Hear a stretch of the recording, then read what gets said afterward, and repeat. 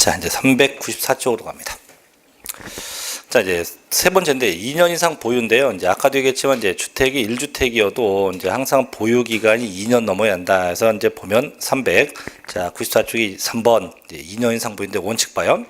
자, 1세대 1주택의 요건을 모두 갖췄다 해도 자, 나와 있죠. 그 보유 기간이 몇 년? 최소한 2년 이상이어야 한다. 해서 최소한 2년 넘게 보유가 돼야 돼요. 다만 이번 이때 거주 기간이건 보유 기간이건 이걸 계산할 땐 다음과 같은 내용이 있으면 전부 다 합쳐서 한꺼번에 기간을 따진대요. 첫째, 2번. 자, 거주하거나 혹은 보유 중에 주택이 소실되거나 도구의 노후로 인해서 주택이 멸실되어 재건축했다면 멸실되기 전 주택의 보유 기간하고 재건축하고 났을 때의 보유 기간 혹은 거주 기간을 합친다는 얘기예요. 또 두 번째, 자, 비거주자가 해당 주택을 3년 이상 계속 보유하고 그 주택에서 거주한 상태로 거주자로 전환되었다. 역시 이 경우도 다 합친대요. 또 세 번째, 상속받게 되었다. 그러면 사망하신 부모님이 보유했던 기간, 상속받은 자식이 보유했던 기간 다 합쳐서 역시 몇 년? 2년 이상 보유면 돼요. 근데 지금 제가 ABC를 봤는데 이 ABC는 솔직히 아직 한 번도 시험에 난 적은 없어요. 그래서 정의 본다면 항상 몇 년? 2년 이상은 보유해야 한다. 그것만 좀 기억하시면 되겠고요. 자, 예외갑니다. 맨 밑에 예외인데 조심해야 돼요. 분명히 원칙은 2년 이상 보유인데, 자, 지금부터 볼 거는 보유 기간에 제한이 없어요. 즉, 2년 보유 안 해도, 2년 넘게 보유 안 해도 비과세 가능하다는 건데, 그래서 보면 예외, 1세대가 양도일 현재 1주택을 보유하고 있는 경우로서 다음의 어느 하나에 해당될 경우 그 보유 기간에 제한받지 않는다. 즉 보유 기간 2년을 보유 안 해도 비과세 한다는데, 그래서 기억번부터 미음번인데 결론부터 얘기할게요. 자, 첫째 기억번은 뭐냐면 임대주택이에요. 임대주택. 내가 양도한 게 임대주택이었다고 하면 이거는 보유 기간은 관계없어요. 다만 최소한 5년 이상은 거주했어야 돼요. 몇 년? 최소한 5년 이상은 거주해야 한다. 언제부터 언제까지? 그 주택의 임차일부터 그 주택의 양도일까지 최소한 5년 이상 거주가 됐어야 돼요. 자, 보면 이 기업번 자, 민간 임대주택에 관한 특별법 혹은 민간 건설 임대주택이나 혹은 기타 공공주택 특별법에 따른 공공건설 임대주택을 취득해서 양도한 경우로서 나와 있죠. 그 임대주택에 자, 취득기간이 언제부터요? 임차일부터 합니다. 언제까지? 양도일까지. 뭐가? 거주했던 기간이 5년 이상이면 보유기간에 제한이 없다는 거죠. 대신 우측에 자, 니은, 디귿, 니을번 3개인데 이 3개는 묶어줍니다. 그래서 니은, 디귿, 니을인데 자, 두 번째는 뭐냐? 니은번은 수용된 건데 왜 묶었냐면 이 니은, 디귿, 니을 묶은 이유가 있어요. 자, 이 3개는 결론부터 얘기하면 아예 기간 제한이 없어요. 보유 기간이건 거주 기간이건 하등의 제한이 없는 건데, 그럼 니은번이 뭐냐면 수용된 거 수용. 자, 수용된 거는 강제적 양도기 때문에 당연히 세금을 걷지 않겠죠, 그죠? 자, 또 디귿번은 해외 이주. 이게 뭐냐면 이민 가는 겁니다, 이민. 또 네 번째 국외 출국이에요. 국외 출국. 그래서 역시 외국 나간 거죠. 그래서 이 3개는 보유기간이건 거주기간이건 하등의 제한 없다. 하지만 다시 이 해외 이주하고 국외 출국은 둘 다 공통점이 있어요. 첫째는 뭐냐면 그 출국일 현재입니다. 출국일 현재 1주택을 보유해야 돼요.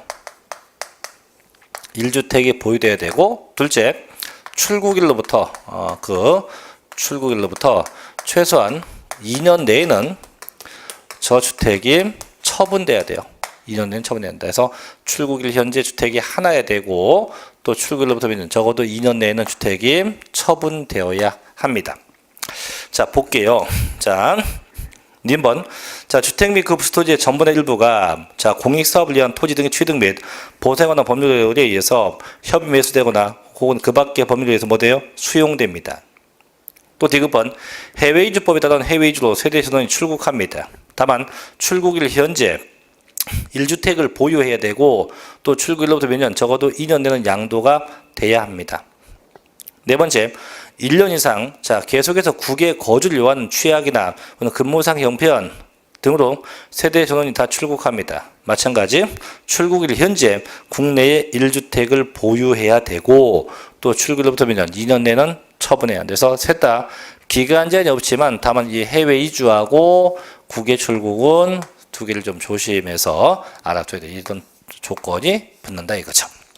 일단 마지막 미음보인데 자 미음보는요 보유 기간은 관계없지만 최소한 1년 이상은 거주해야 돼요. 최소한 몇 년요? 1년 넘게 거주해야 됩니다. 왜 집을 파냐? 집을 팔게 된 이유가 학교의 취약 때문에, 둘째는 근무상 형편 때문에, 셋째는 질병 요양 때문에, 질병의 요양 때문에 부득이하게 집을 판 겁니다. 그래서 학교의 취약, 근무상 형편, 질병 요양 때문에 부득이하게 집을 팔게 되면 이들은 보유기간은 관계없다. 단 최소한 매년 1년 이상은 거주해야 한다. 보죠. 그래서 1년 이상 거주한 주택을 학교의 취약입니다. 또 직장의 변경이나 전근 등 근무상 형편, 또 1년 이상 치료나 요양을 요하는 질병의 치료, 기타 등등등으로 다른 신하군으로 이사를 간 경우죠. 그래서 이 경우는 1년 이상 거주입니다. 그래서 원칙은 2년 이상 보유가 원칙인데 이 5가지에 대해서만큼은 보유 기간에 제한이 없다. 다만 임대주택은 대신 몇 년 거주? 5년 이상 거주. 그 다음에 수용되거나 외국 나가는 건 아예 기간 없고, 다만 학교의 취약, 근무상 형편, 질병 요양에서 일병 이게 이제 학근병인데 학근병은요 최소한 몇 년, 1년 이상 거주하면 된대요. 그래서 여기까지 꼭 기억하셔야 돼요. 그래서 아까도 얘기했지만 주택이 두 채인데 하나로 보는 케이스하고 지금 이 보유 기간에 대한 예외의 경우는 시험에 거의 매년 나기 때문에 좀 신경 써서 다시 한번 반드시 알아둬야 됩니다. 자, 넘어가 볼게요. 이제 그 다음 페이지 396쪽 가면 중간에 밑에 4번. 자, 이제 주택과 이에 딸린 토지인데 아까도 얘기했지만 이제 주택이 비과세면 그 땅도 비과세 돼요. 그래서 이 땅이 결국은 마당인데, 그래서 주택이 있으면 이 주택 건물이 비과세가 되면 얘만 비과세가 아니고 이 땅도 비과세한다. 근데 이 땅이 무한정 비과세가 아니고 이제 제한이 있죠. 그래서 보면 1세대 1주택과 이에 딸린 토지로서 건물을 정착된 면적의 밑에 있죠. 도시지역 내 몇 배? 5배. 도시지역 밖은 몇 배? 10배까지 비과세. 그래서 항상 5배, 10배까지 비과세하고 그 면적이 초과되면 초과된 분 전부 다 과세하게 돼서 항상 그 면적까지 비과세가 성립되게 돼요. 자, 또 우측으로 가요. 5번. 자, 미등기 양도 아닐 것. 반드시 등기돼야 됩니다. 그래서 1번. 자, 비과세 요건을 모두 구비했다 해도 해당 주택에 미등기로 양도되면 안 돼요. 반드시 등기돼야만 비과세 돼요. 미등기되면 절대 비과세 안 됩니다. 근데 다만 요거 조심해야 돼요.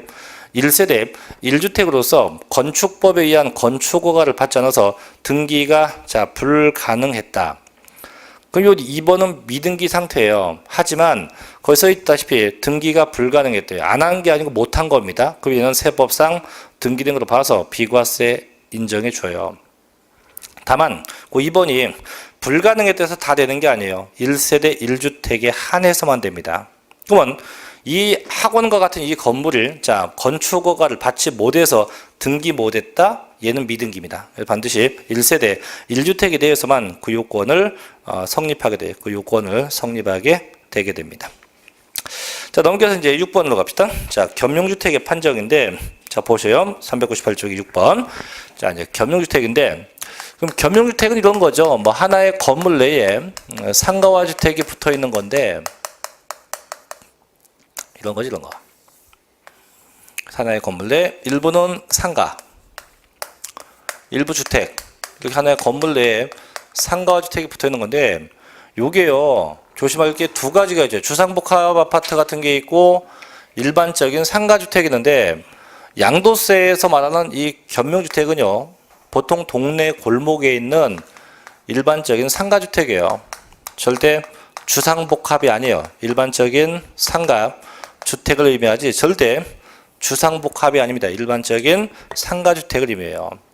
그럼 내가 이렇게 생긴 집을 팔았다면 어떻게 할 거냐? 무조건 저희 법은 면적을 갖고 따져. 면적 갖고. 어떻게? 자, 쓰이는 면적이, 주택으로 쓰인 면적이 밑에 상가 면적보다 크다고 하면 전체 다 주택으로 보아서 비과세가 되고, 반대 주택의 면적이 상가보다 작거나 같대요. 이때는 나눠요. 어떻게? 주택은 주택으로 보고 상가는 상가로 봐요. 그래서 결국 주택이라고 된 이 부분은 과세 비과세, 비과세가 되고, 상가라고 된 이 부분은 뭐하고? 과세하고. 이렇게 나눠지게 돼요. 그럼 뭔 얘기 한번 해볼게요. 실제 한번 해볼게요. 이렇게 땅 건물이 있고, 자, 총 토지 면적이 600이고, 이 건물은 도시 지역 안에 있어요. 자, 총 건물 면적 100입니다. 100 중에 주택 면적 40이고 상가 면적 60이었어요. 이 상태에서 자, 비과세 면적을 구해봐라고 한다면, 일단 보면 주택이 상가보다 작죠. 이 상태네. 그럼 주택 부분은 뭐가 되고? 비과세. 상가는 과세. 그럼 결국 주택 부분은 뭐하고? 비과세고 상가는 과세인데, 근데 지금 나와 있는 건 건물 면적이에요. 그럼 주택 건물 40 비과세, 상가 60은 과세가 돼요. 이거는 문제 없어요. 문제는 뭐? 땅. 이 땅도 어떻게 해요? 주택이 비과세 때문에 땅도 비과세인데, 다음에 여기 안 분돼 있으니까 이 땅도 안 분해야 돼요. 어떻게? 주택부터 가요. 총 토지 600이에요. 곱하기 총 건물 얼마입니까? 100분의 주택 얼마입니까? 40. 얼마나요? 240. 그럼 나머지는 얼마예요? 360 나오네요. 그럼 결국 비과세 면적이 건물 얼마? 40. 토지 얼마? 240. 이렇게 비과세가 나와요, 계산이. 근데 이렇게 해놓고, 잘 해놓고 나서 이게 틀린 겁니다, 이제. 여기 함정이 있어요. 물론, 이게 안 분 방법은 맞아요. 맞는데, 잘못된 게 좀 하나 있어요. 잘못된 게 뭐냐면, 함정이 이거예요. 도시지역 안에 있대요. 그럼 조금 아까 도시지역 안은 주택 면적이 몇 배까지 비과세요? 5배입니다. 그럼 주택이 40이야. 40이 이거 맥스 5배면 200까지만 비과세, 200까지. 240이 아니란 얘기예요. 그럼 초과된 40 일리 가야 돼요. 그럼 얘가 360이고 얘가 얼마? 400 이렇게 되겠죠. 그래서 조심할 건 건물 면적은 의미 없어요. 항상 토지 면적에서 이게 건물이 도시지역 안에 있는지 밖에 있는지는 구분을 해야 됩니다. 그래서 그게 우측에 399쪽에 나와 있으니까 읽어보면 돼요. 또 이게 작년인가 시험에 났기 때문에 재작년 났기 때문에 또 난리는 없는데 참고 삼아서 다시 보시고요. 자, 넘겨봅시다. 이제 그 뒷페이지 맞아갑니다. 이제 7번째로 가죠. 자, 400쪽에 7번 고가주택 갑니다.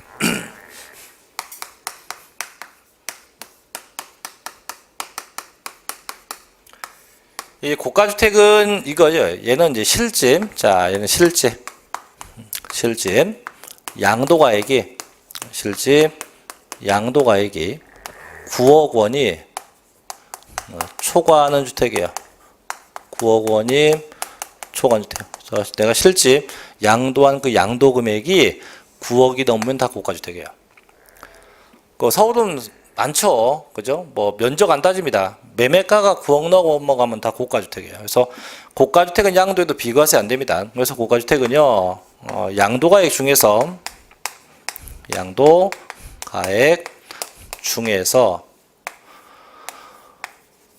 9억 원까지는 비과세가 돼요. 되고, 이 9억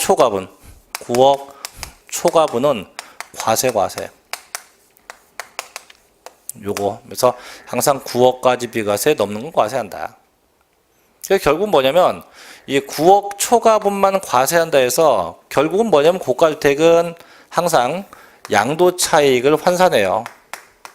양도 차익을. 물론, 장기 보유 특별 공제도 환산합니다. 물론 장기 보유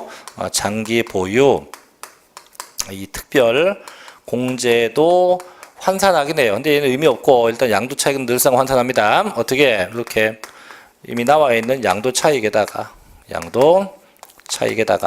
곱하기 무엇분의 양도 가액분의 양도 가액 빼기고, 이렇게 해서 늘 이 공식에 넣어서 환산시켜요. 자, 그럼 일단 얘도 읽어보고 얘기할게요. 내용은 쉽습니다. 자, 400쪽에 맨 위에 가요. 고가주택 갑니다. 1세대 1주택의 비과세 요건 갖추고 있는 주택이라 하더라도 실제 양도가액이 9억 원을 초과하는 고가주택인 경우 양도가액 중 9억 원을 초과하는 금액에 상당하는 양도 소득에 대해서는 비과세 되지 않고 뭐한다? 과세예요. 그래서 9억까지 비과세, 초과된 건 과세입니다. 1번. 자, 고가주택 요건이 있죠. 땡땡. 자, 고가주택이란 주택 및 이에 따른 토지의 양도 당시 실질 거래가액이 얼마? 9억 원을 초과하는 주택이에요. 그래서 2번. 자, 고가주택이 되면 양도 차익은 다음과 같이 계산해요. 그래서 밑에 보니까 공식 나와 있는데 백문이 불일견 해봅시다. 맨 밑에 예제 봅니다. 자, 이제 1번. 자, 갑은 8억 원에 취득한 고가주택을 2년 이상 보유 혹은 거주하다가 자, 12억 원에 양도했다. 이때 과세되는 양도 차익은 얼마인가? 자, 그럼 봐요. 지금 얼마에 사서 얼마에 팔았어요? 8억에 사서 12억에 팔았어요. 그럼 양도 금액 얼마입니까? 12억 빼긴 취득 금액 얼마? 8억. 그래서 대부분이 쉽다. 양도 차익 4억. 이렇게 얘기를 해요. 근데 그 4억이라는 답이 거기 없죠. 없습니다. 왜 없냐면 얘가 고가주택이니까. 그럼 뭐 어떻게 하는 얘기예요? 아까 고가주택은 일단 양도금액이 9억이 넘었으니까 고가주택이야. 그럼 양도금액 중에서 9억까지는 비과세고 초과된 건 과세. 그럼 12억에서 얼마까지? 9억까지는 뭐 해주고 비과세. 몇 빼면 나오죠? 초과된 얼마? 3억은 과세요. 이렇게 돼요. 그럼 결론 뭐냐면 지금 이 4억은 양도금액이 12억일 때 4억 나온 거예요. 다만 저희는 12억 중에 얼마? 3억이 과세니까 요 3억 분에 대한 양도 차익을 구하라 이거예요. 전체에 대한 3억. 그래서 요걸 공식에 넣으면 양도 차익 4억 곱하기 전체는 12억이에요. 12억 분에 12억에서 9억을 빼야지. 몇 배? 9억까지 비과세니까. 그러면 그럼 1억? 예, 1억. 양도 차익은 1억, 1억. 요게 답이에요, 요게. 그래서 항상 전체적인 부분에서 이렇게 환산해서 적용을 해야 합니다. 쉽죠, 그죠? 근데 뭐 아까 했었던 이 겸용주택이나 솔직히 고가주택은 뭐 내용은 있지만은 글쎄요, 최근에는 시험에 날 일이 거의 없기 때문에 있으니까 일단 본기 봤는데 참고 삼아서 역시 보시면 됩니다. 자, 401조 이제 8번까지 얘도 시험에 났었어요. 자, 다가구주택인데 보죠. 자, 다가구주택이라고 하는 것은 여러 가구가 한 건물에 거주할 수 있도록 구획된 있도록 다가구용 단독주택의 건축 기준에 의해서 건축허가를 받아서 건축된 주택으로서 법에서는 이를 다음과 같이 구분합니다. 그럼 어떻게 하냐? 1번 가구별로 건축허가를 가구별로 각각 양도한 경우는 한 가구가 독립하여 거주할 수 있도록 구획된 부분을 각각 하나로 봐요. 그래서 지금은 주택을 한 덩어리째 판 게 아니고 쪼개서 층별로 판 거예요. 층별로. 그럼 층별로 각각을 하나씩 본다는 얘기고, 둘째, 다가구 주택을요 구획된 부분별로 분양하지 않고 해당 다가구 주택을 어떻게 하나의 매매단, 즉 통째로 해요. 한 덩어리째 매매하면 전체를 다 뭐로 봅니까? 하나로 봐요. 결국 쪼개서 매매하면 각각씩 그걸 하나씩 보는 거고, 전체를 다 한 방에 팔면 어떻게 전체 다 하나로 본다 이거죠. 그래서 이런 문장도 저희 시험에 언급이 됐었어요. 그게 어디냐면, 자, 한 장 넘겨볼게요. 넘겨보면, 자, 402쪽에 예제 1번에 동그라미 4번이에요. 이게 답이었어요. 본데, 자, 건축법 시행령 별표지 1호 제 다목에 해당하는 다가구 주택은 해당 다가구 주택을 잘 봐요. 구획된 부분별로 분양하지 않고 하나의 매매단위, 즉 한 덩어리째 판 겁니다. 팔게 되면 그 구획된 부분을, 말이 앞뒤가 안 맞잖아요. 그죠? 왜냐면 분명히 4번에 보면 하나로 팔았다고 했는데 나중에 각각으로 보는데 이 말이 안 맞아. 그래서 각각으로 했을 때가 각각이고 하나가 돼야 하나인데 지금은 뭐 전혀 앞뒤가 안 맞죠. 근데 이거 틀린 분들 되게 많아요. 그래서 무조건 각각이면 각각, 하나만 하나다. 이렇게 내용을 정리해야죠. 자, 그래서 여기까지가 이제 양도세 비과세 내용을 정리해 봤고요. 이제 넘어갑시다. 이제 404쪽으로 갑니다. 양도세 면제로 갈게요. 면제인데, 이 면제와 감면, 아까도 얘기했지만 이 면제 감면은 역시 법률적 요건을 갖춰야 돼요. 갖추게 되면 양도세가 없는데, 다만 한 가지 이제 유념할 게 뭐냐면, 한 가지 유념할 건 금액 제한이 있어요. 아까 비과세는 금액 제한이 없다고 했죠? 얘는 최대 금액 제한인데 두 가지만 간단하게 얘기할게요. 두 가지만. 아까도 얘기했지만 그 404쪽에 중간에 가면 4번 8년 이상 작용한 농지입니다. 이거하고 그 다음에 한 장 넘기면 5번에 농지의 대토라고 있는데 자 내용은 뭐 쉬우니까 됐고 아까도 얘기했지만 면제와 감면은 중요한 게 금액 제한이 있어요. 전액다가 아니고 이 면제 감면은 금액에 제한이 있다. 면제 감면은 면제와 감면은 금액에 한도가 있어요. 금액에 한도가 존재해요. 그럼 첫째 보면 자 4번일 건데 자 여기 제목만 적을게요. 8년 이상 작용한 농지 이거예요. 자 갑이 농지가 있어요. 갑이 농지야. 그 농지 소재지에서 이곳에서 몇 년 넘게 8년 넘게 8년 이상이에요. 이상 뭐 하면서 거주하면서 뭐 했었던 경작했었던 저 땅을 팔면 양도세 있다 없다? 없다. 이게 다예요. 그럼 내가 뭐 저 양평군에 농지가 있었고 그 동네에서 먹고 살면서 농사를 짓던 땅을 판다? 양도세 있다 없다? 없다. 이거 끝이에요 그냥. 그럼 상속받으면 어떡하냐? 상속받으면 우리 아버지가 농사진 기간하고 내가 농사진 기간 합치면 돼. 다 그런 얘기 써 있어요. 중요한 건 뭐냐? 아까 있죠. 금액의 제한이 있다 없다? 있다. 그래서 어디에 보냐면 그 405쪽에 맨 위에 봐요. 맨 위에 보면 자, 맨 위에 세채 줄에 있으면 얼마까지 가면 1억까지. 그래서 아하, 내가 1억 원까지는 감면 받아 1억 원까지. 근데 이를 5년 동안 팔았다면 최대 3억 원까지가 감면돼요. 그래서 1년씩 팔게 되면 1년에 얼마? 최고 1억씩이고 그리고 5년 동안 누적해서 팔아봐야 5년 동안 맥스 얼마? 최고 3억까지만 면제가 돼요. 그래서 요거 기억합니다. 그래서 1억과 3억까지 면제된다. 근데 농사를 지면서 겸업하는 분도 있어요. 누구냐면 저같이 소득이 농가 소득 말고 뭐 학원서 받는 소득이 있었다. 근데 그 금액이 꽤 크다. 꽤 크면 8년 넘게 경작에도 전 면제를 받지 못해요. 그게 어디냐면 맨 밑에 봐요. 405쪽에 맨 밑에 보면 동그라미 4번. 자, 작용기간 제외 사유. 이건 이제 세금 과세입니다. 자, 근로소득 혹은 사업소득이 밑줄 연 3,700만 원 이상인 자는 8년 넘게 농사져도 면제를 받지 못해요. 그럼 저 같은 놈은 안 되겠네, 그죠? 네. 그래서 순수하게 농업소득, 농가소득이 있는 분에 한해서 적용한다 이거죠. 자, 넘겨서 5번 갑니다. 농지 대토 갑시다. 대토. 대토는 뭐냐? 자, 대토 이거예요. 대토라는 거는 자, 종전에 농지가 있어요. 종전 농지가 있는데 얘를 팔아. 처분하고 다시 새 농지를 취득해요. 이게 대토예요. 종전 팔고 다시 사는 게 대토입니다. 단 조건이 있어요. 종전권 팔기 전에 최소한 4년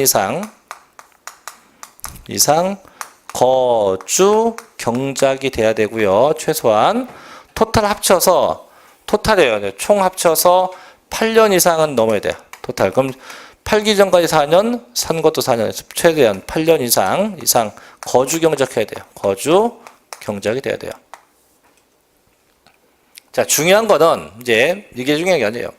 얘도 금액에 제한이 있네. 얼마까지 면제? 얘는 최대 1억까지 면제, 1억까지. 무조건 최고 1억 원까지 면제입니다. 더 없어요. 최대 얼마? 최대 1억 원까지 면제된다. 최대 1억까지만 면제가 되게 돼요. 얼마까지 면제? 최고 1억 원까지만 면제 대상이 돼요. 자, 그럼 볼게요. 대토인데, 자, 결론 갑니다. 우측으로 갑시다. 우측에 407쪽에 맨 밑 중간에 동그라미 7번이에요. 감면 한도 나오죠. 얼마? 최대 1억이에요. 5년 동안도 1억이에요. 그래서 최대 1억까지 감면. 다만 얘도 6번 봐요. 아까 본 거와 똑같은데, 자, 작용기간 제외입니다. 땡땡. 근로소득, 또 사업소득이 얼마? 3,700이 넘어간 자는 역시 대토에도 면제를 받지 못해요. 그럼 결국은 이 8년 이상 작용한 농지하고 농지 대토는 누구 만든다? 순수하게 농사꾼, 순수하게 농사 짓는 분들에 한해서만 이렇게 법적인 혜택이 있지 그 외에는 혜택이 없다. 그래서 이 두 개만 참고로만 알아두시고요. 나머지 거 면제 가면 굳이 볼 거 없어요. 딴 책, 저희 책 말고 여타 책은 아예 이것도 써있지도 않아요. 이렇게 참고 삼아서만 알고 계십시오. 자, 넘어갑시다. 이제 412쪽으로 갑니다. 쭉 넘어가서 412쪽인 8절 비과세와 감면의 적용 배제로 갑시다. 자, 이 부분도 쉬워요. 1번. 자, 미등기 양도가 아닐 것. 자, 계속 얘기했지만 저희가 이제 부동산은 이제 미등기로 팔게 되면 별로 좋은 게 없죠. 그래서 밑에 보면 1번 장기 보유 특별 공제와 기본 공제를 적용하지 않죠. 이건 지난주에 배운 거고. 두 번째, 최고 70%로 얻어맞아요. 셋째, 비과세나 감면 같은 것을 적용해 주지 않습니다. 방금 얘기했죠. 네 번째인데 필요경비 계산공제가 없다가 아니에요. 필요경비 계산공제는 적용을 합니다. 하는데 토지와 건물 주택에 대해서는 1000분의 3만큼이에요. 이게 이제 등기됐으면 100분의 3인데 미등기되면 1000분의 3, 즉 0.3%에 해당하는 만큼 공제가 돼요. 그래서 그 토지 건물 주택이 원래 100분의 3, 3%만큼 공제되는 게 원칙인데 얘가 미등기면 1000분의 3, 0.3%만큼 0.3%만큼 공제 대상에 해당이 되게 된다고 하는 겁니다. 0.3%. 그래서 그 네 가지 불이익. 첫째, 장기 보유 특별 공제와 기본 공제가 없다. 둘째, 최고 60% 얻어맞는다. 셋째, 비과세나 감면 같은 게 안 된다. 넷째, 필요경비 계산 공제를 자, 토지 건물 주택만 생각하면 돼요. 얼마? 0.3%밖에 받지 못한다. 다만 이 밑에 큰 2번. 자, 미등기 양도로 보지 않는 것도 있죠. 이건 또 뭐냐? 이거는 실제는 미등기 상태예요. 등기가 안 된 상태예요. 안 된 거지만 고의적인 미등기가 아니고 부득이하게 등기를 못한 거예요. 그래서 보면 다음 중 어느 하나에 해당이 될 경우 양도자산이 미등기임에도 불구하고 미등기로 보지 아니하므로 미등기 자산에 불이익을 안 준다. 즉 실제는 미등기였지만 고의적이 아니기 때문에 등기된 것으로 인정을 해 준다는 겁니다. 실제 뭐였지만 미등기였지만 세법상은 등기된 것으로 인정을 해 주겠다고 하는 거예요. 그건 대체 어떤 경우인데 1번. 자, 장기 할부 조건으로 취득해서 등기가 불가능했대요. 그럼 이거는 뭐 제가 어떤 과거에 갑으로부터 땅을 샀는데 여기 5년간 할부 조건이어서 5년간. 그러면 그 상대방은 나에게 언제 등기를 넘겨줘요? 할부금이 다 완납돼 넘겨줄 거 아니에요? 근데 내가 할부금을 한 2년만 넣다가 중도에 팔았어요. 그럼 등기가 안 돼 있었을 거기 때문에 이거 미등기죠. 하지만 이건 고의적인 게 아니야. 돈 안 줘서 등기를 못한 거니까 세법상은 등기된 것도 봐준다 이거죠. 두 번째, 자, 법률이나 법원의 결정에서 등기가 불가능했대요. 현재 판사가 아직 등기하지 말래요. 세 번째, 비과세 대상 농지 또 대토한 농지 또 8년 이상 경작한 농지입니다. 농지는 법이 관대해요. 왜냐하면 대부분 농사 짓는 분들을 보면 세법이나 등기법을 다 모르기 때문에 미등기가 아마 엄청 많을 거예요. 근데 이걸 국가가 야, 너 미등기니까 양도세 70% 이러면은 아마 저희 아버지도 아마 놀랄 거예요. 그죠? 네 번째, 자, 비과세 대상은 1세대 1주택으로서 건축 허가 받지 아니하여 등기가 불가능하죠. 이거 아까 얘기했죠. 모든 건물은요, 건축 허가를 받아야만 건축 허가 필증이 나오고 건축 허가 필증이 나오면 소유권 보존 등기가 가능해요. 근데 지금은 건축 허가를 받지 않았기 때문에 건축 허가 필증은 나올 일이 없고 그럼 건축 허가 필증이 없으니까 등기를 할 수 없었겠죠. 그죠? 얘도 안 한 게 아니고 못한 거니까 세법상 보호된 걸로 본다. 등기된 걸로 인정을 해 주겠다 이거죠. 다만 이 4번은 1세대 1주택에 한해서만 적용합니다. 자, 우측 5번. 자, 5번은 뭐냐? 상속받자마자 수용된 거예요. 그래서 상속에 의한 소유권, 이전 등기를 하지 아니한 자산으로서 공익사업을 위한 토지 등의 취득 및 보생원한 법률에 의해서 자, 사업 시행자에게 양도했다. 즉 상속받자마자 수용된 겁니다. 그럼 상속받자마자 수용되면 등기할 시간이 없었겠죠. 그죠? 그럼 얘도 세법상 된 걸로 본다. 자, 6번인데 6번은 제목을 붙이면 환지입니다. 환지고 7번은 제목을 붙이면 이건 채비지입니다. 채비지. 그럼 저희가 공시법령 시간에 배웠겠죠. 환지와 채비지는 언제 등기할 수 있다? 환지처분 공고일의 다음 날. 언제요? 환지처분 공고 1회 다음 날을 돼야 등기 가능해요. 하지만 지금은 환지처분 공고 전에 처분했기 때문에 등기를 안 한 게 아니고 못했겠죠. 얘도 세법상은 등기된 것으로 인정을 해준다라고 보시면 됩니다. 그래서 5.1국기는 실제는 뭐지만 미등기지만 세법상 등기된 것으로 인정을 해주겠다라고 하는 겁니다. 자, 넘겨서 이제 큰 3번가 얘는 시험에 날 일 없는데 요건 이제 제가 바로 얘기해 줄게요. 이 3번엔 거래가액 불성실 신고에 대한 불이익인데 이게 뭐냐면 이제 봐봐요. 어떤 값이 가는데 갑의 주택이 있어요. 주택.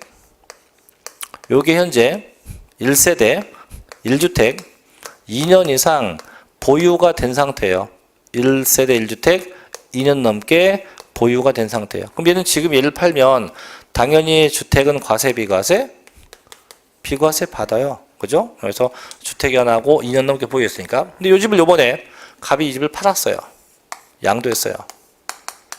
누구한테? A한테 팔았어요. 얼마에? 3억 원에. 3억 원에 팔건 뭐 5억에 팔건 갑은 어차피 비과세요. 그죠? 왜?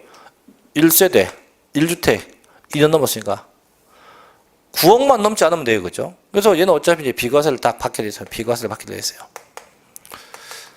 자, 그래서 실제 매매한 건 3억이에요. 자, 실제 매매한 건 3억이고 어차피 갑은 비과세돼요. 근데 A가 갑에게 부탁을 합니다. 저 갑님 부탁이 있습니다. 그 갑이 뭐냐?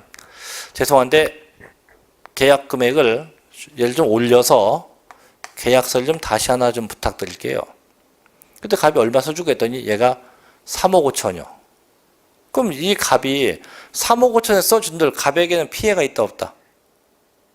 내려 쓴 것도 아니고 높여 쓴 거고 9억만 넘지 않으면 갑은 피해 볼 게 없어요. 그래서 써줄게. 그래서 계약서에 써줘요. 얼마로? 3억 5천에. 써서 이제 매매 계약을 해준 거예요. 하고 갑은 돈 다 받았고.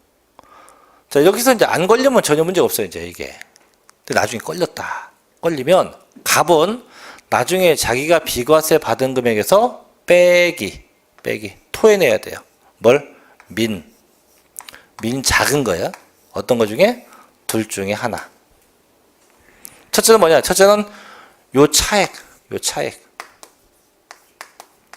지금 얼마입니까, 지금?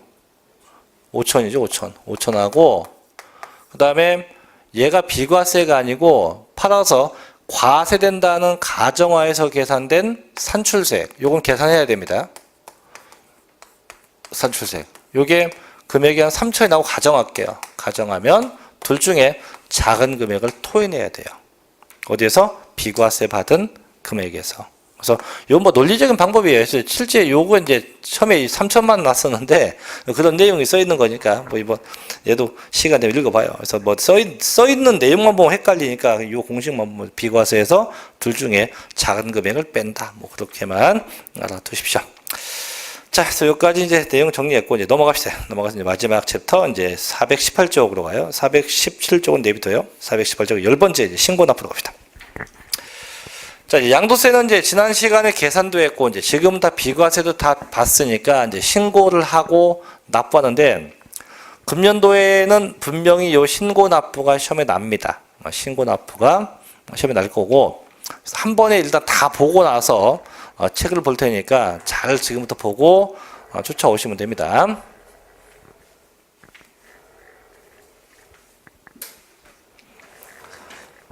근데 연휴도 다 지나가고 이제 뭐 하고 노나? 이게 큰일 났어요. 놀 게 없어요. 응? 어제까지 행복한 방학이었는데, 그죠? 수업 다 했어요, 하거든요? 왜 했어요? 어제 그저께부터? 아, 지난주는? 안 했어요? 전 지난주에 퐁당 다 했어요. 에이씨. 하루는 가고, 하루 안 가고, 하루는 가고. 아이, 자, 어제. 이제 어쨌든 간에 놀 날이 이제 연휴가 언제 또? 10월. 그때 되면 연휴라고 볼 수 없어요. 발등에 불 나갖고 막 맨날 불 꺼야 돼요, 이제.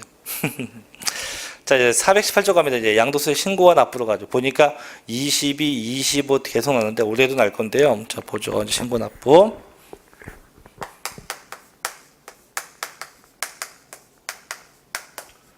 보통 신고 납부는 여기 가세요. 양도자입니다. 양도자의 보통 일명 보통 주소지 세무서입니다. 그래서 양도한 자의 주소지 세무서, 양도한 자의 주소지 관할 세무서에 가서 신고해요. 그래서 양도했으면 그 양도한 자가 살고 있는 주소지에 가서 신고합니다. 이때 이 신고 납부 규정은 두 가지가 있어요. 첫째는 뭐가 있냐면 예정 신고 납부. 올해 얘가 인디케이션 거 이게 예정 신고 납부가 있고, 둘째 뭐가 있냐? 확정 신고 납부. 확정 신고 납부. 이 두 가지인데 보통 시험은 얘가 납니다. 얘가 예정 신고 납부가 거의 시험에 나요. 얘가 거의 납니다. 그래서 둘 다 공통점은 양도 차익이 없어도 신고해야 되고 양도 차손이 있어도 신고해야 돼요. 즉 세금 낼 게 있건 없건 간에 반드시 뭡니까? 신고는 해야 합니다. 그럼 예정 신고, 확정 신고 다 합니까? 그건 아니에요. 예정 신고가 완벽하게 되면 굳이 얘를 또 할 거 없어요. 또 두 번씩 할 필요 없다. 그래서 예정 신고가 되면 굳이 확정 신고는 할 이유는 없습니다. 물론 예정 신고 됐음에도 불구하고 확정 신고하는 경우도 있기도 해요. 얘는 뭐 극히 일부분인데 어떤 경우냐면 예정 신고가 잘못됐을 때 그땐 가능하지만 그게 아니면 거의 할 일이 없다. 언제까지 하냐? 잘 봐야 돼요. 예정 신고입니다. 자, 얘는 양도한 물건이 부동산 등이냐, 양도한 물건이 주식이냐. 근데 역시 이것도 부동산 등 조심해야 돼요. 부동산 이게 세 가지. 첫째, 일반적 경우. 일반적인 이때까지예요. 가령 자, 내가 양도했어요. 언제? 4월 20일 양도했다. 그러면 예정 신고는 언제까지냐? 일반적 경우, 일반적 매매의 경우는 양도일이 속하는 그 달의 말부터입니다. 언제부터? 그 달의 말일로부터 하나, 둘에서 2개월 됩니다. 그래서 이 기간에. 그 언제? 4월 30일부터 5, 6월 30일 요 기간에 신고해야 돼요. 그래서 내가 뭐 그냥 땅을 팔았다, 건물 팔았다 이거죠. 그럼 두 번째, 그 이번에는 팔긴 팔았는데 이게 허가구역이었다. 토지거래 허가구역이었다. 그럼 얘는 언제까지 하냐? 보셔요. 자, 똑같이 합시다. 양도했어요. 이제 4월 20날. 그다음에 한 달 뒤에 허가 받았어요. 허가. 언제? 5월 20날. 그럼 언제까지 신고하냐? 이 경우는 이 허가 1이 속하는 똑같아요. 언제? 그 달의 말부터. 달의 언제부터? 말일로부터. 하나, 둘, 몇 개월 내? 2개월 내. 그래서 역시 달의 말일부터 2개월 내. 그럼 언제부터 언제예요? 5월 30일부터 6, 7, 7월 30일까지 이런 기간 동안 신고할 수 있죠. 그래서 조심할 게 일반 양도는 양도 1이 속한 달의 말이고 허가 받으면 언제? 허가 1이 속하는 달의 말부터 2개월 내 각각 신고하게 돼요. 세 번째, 올해 신설된 겁니다. 자, 부담부 증여입니다. 부담부 증여 요거. 자, 부담부 증여인데 그럼 얘는 언제까지 하냐? 부담부 증여는요. 양도했어요. 4월 20날. 그러면 양도에 속하는 얘는 언제? 그 분기야, 분기. 그 분기의 말일부터입니다. 아니, 분기가 이제 미쳤지. 밥을 안 먹어도요. 분기가 아니고 달의 말일부터. 달의 말일부터 똑같아요. 달의 말일부터 똑같은데 부터 똑같은데 다음에 얘는 이때부터 하나, 둘, 세 개예요. 3개월 내요. 3개월 내. 조심해야 돼요. 그래서 그 달의 말일부터 딴 거 다 2개월 내인데 얘는 언제부터? 3개월 냅니다. 그럼 4월 30일부터 언제까지? 5, 6, 7, 7월 30일까지. 그래서 얘는 3개월 냅니다. 이거 놓치면 안 돼요. 그래서 딴 건 다 몇 개월 내? 전부 다 2개월 내 신고, 2개월 내 신고인데 얘는 언제까지? 3개월 내에 신고합니다. 그래서 부담부 증여가 올해 시험 날 일이 되게 높다. 자, 주식도 볼게요. 주식은 언제까지? 주식은 이때까지 주식은. 자, 양도 있어요. 양도. 언제 양도했냐? 4월 20날. 그럼 얘는 양도일 속한 반기. 그 반기의 말부터요. 언제부터? 반기의 말부터입니다. 하나, 둘 똑같아요. 2개월 내.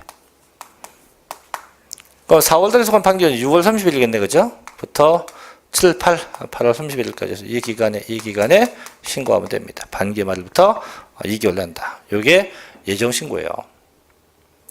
그 확정 신고는 언제까지 합니까? 얘는 제일 쉬워요. 얘는 토지가 됐건 건물이 됐건, 자, 내가 2017년도에 양도했다면 양도한 연도의 다음 연도 2018년이 됐죠. 5월 1일부터 5월 30일 에서 이 기간에 신고해요. 이게 확정 신고입니다. 그래서 확정 신고는 시험에 잘 안 나요. 그 예정 신고가 거의 시험에 무진한다 이렇게 보면 되죠. 자, 그럼 어쨌든 간에 예정 신고가 됐건 이제 확정 신고가 됐건 신고 납부가 원칙이에요. 근데 예정 신고가 됐건 확정 신고가 됐건 그 신고 납부가 자 불이행됐다. 즉 신고 납부를 하지 않았거나 아니면 허위 신고했다 이거예요. 신고 납부를 하지 않았거나 허위 신고했다. 이렇게 되면 정부는 뭘 붙여요? 뭘 붙여요? 가산세라고 하는 걸 붙여요. 그럼 얘는 취득세가 똑같아요. 이렇게 신고 납부한 데서 가산세가 붙게 되면 정부는 무조건 뭘 통해서? 고지서를 통해서 그 세금을 추징하게 돼요. 그럼 가산세가 어떻게 붙냐? 두 가지가 있는 건 다 알 거예요. 첫째는 신고, 불성실 가산세. 둘째, 납부, 불성실 가산세에서 취득세하고 똑같아요, 이게. 다시, 신고 불가산세는 첫째, 뭐가 있고, 무신고가 있어요, 무신고. 둘째, 뭐가 있고, 과소신고. 무신고는 신고를 안 해버린 거죠. 과소는 어떻게 작게 한 겁니다. 다시 무신고가 부당무신고가 있고 일반 무신고가 있어요. 그럼 부당무신고는 이중계약서를 쓴 거죠. 일반 무신고는 정상계약입니다. 과소도 마찬가지로 부당과소인지 아니면 일반 과소인지를 구분해야 돼요. 그래서 이렇게 해서 항상 부당자가 붙으면 40%예요. 40. 일단 일반 무신고 얼마? 20. 일반 과소 10%에서 취득세하고 똑같아요. 다만 취득세하고 차이점이 부당인데 분명히 40인데 얘네가 밑에 쓸게요. 참고로 저 부당이 국제거래에서 발생했다고 하면 이때는 최고 60%입니다. 그래서 국내 부당거래는 40인데 외국에서 국제거래하면 최대의 부당하게 하면 최고 60%까지 얻어맞게 돼요. 대신 납부불성실은 똑같아요. 하루 0.03, 일 0.03% 붙는다 해서 항상 신고 납부한 되면 가산세 붙고요. 붙으면 전부 다 뭔다? 전부 다 고지서를 통해서 세금을 추징하게 돼요. 하나 더 볼게요. 자, 이제 분할 납부인데 양도세도 원칙은 한꺼번에 현금 납부가 원칙이에요. 하지만 이 현금 납부가 불가능하면 분할 납부 가능한데 단 요건이 있죠, 요건. 첫째, 내가 낼 금액, 그 납부세액이 1,000만 원이에요. 500 아닙니다. 재산세는 500인데 얘는 1,000만 원이 초과가 돼야 가능해요. 1,000만 원이 초과돼야 가능하다. 두 번째, 분납은 신청만 하면 되지 별도의 허가 요건이 없어요. 신청하면 돼요. 셋째, 언제까지 분납하냐? 분납 기한이 있죠. 이 기한은 납부기한 경과일로부터 얘는 45일 내가 아니고 2개월 내요. 2개월 이내입니다. 언제까지? 납부기한이 지나간 날부터 몇 개월 내요? 2개월 내에 신고합니다. 2개월 내 신고해요. 그럼 어떻게 합니까? 방법도 있죠, 방법. 이 방법도 지난번에 재산세하고 거의 흡사한데 단 금액이 커졌기 때문에 첫째, 내가 낼 금액이 2천만 원 이하냐. 둘째, 내가 낼 금액이 2천만 원 초과냐. 이 두 가지예요. 그래서 2천만 원 이하면은 1,000만 원 초과 금액 1,000만 원 초과액이 분납이 되고, 둘째 2천 초과했다. 이땐 반토막 50% 이하입니다. 50% 이하가 분납이 돼요. 그럼 예를 들면 내가 낼 금액이 1,500이었다. 그럼 처음에 얼마 내? 내고 또 내. 이때 낼게 1,000만 원 초과된 금액이 얼마인데요? 500이요, 500. 그럼 당연히 앞에 얼마? 앞에는 1,000만 원 이런 형태죠. 둘째, 내가 낼게 2,000 초과했다. 그럼 낼게 4,000만 원이었다. 4,000만 원. 그럼 처음에 내고 또 내. 또 낼게 토탈 금액의 반이요, 반. 얼마인데요? 2,000.